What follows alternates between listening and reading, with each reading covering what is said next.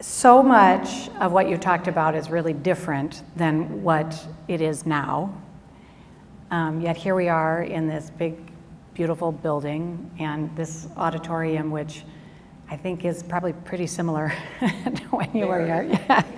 Hopefully one day that'll maybe change a little bit. But what would you say, just in your experience and our conversations, what do you still consider to be kind of what has carried through? What is the same about a Sacred Heart education today, though times are different, not traditions, but how we educate and all of that is different now. What would you say is still the same? Well, we had a phrase, you educate a woman and you educate a family. And I don't know that they use that anymore. But that, in my mind, goes right along with a woman of conscience. And I think that's a phrase that is used. We educate to be women of conscience. And I think we would all agree that that is what we got from our education. I know I did.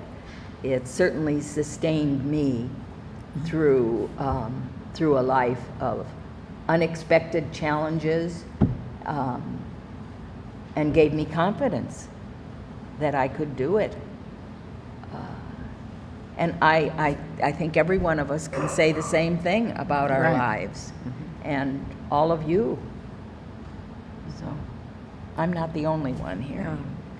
Well, building community was big. You know, that is so important, and we learned that here. I don't think I ever learned anything like that before Duchesne, and as we went through, that was big. The dignity of the human being, that was so important. Having respect for others and loving others, really loving, because we knew that God is love and He is within us, so we love that person. I think we've learned that. That was one of the things that really always struck me, how loving the religious of the Sacred Heart are. The Lord had given them His Sacred Heart, and they gave their Sacred Heart back to Him and to us. That's what I remember.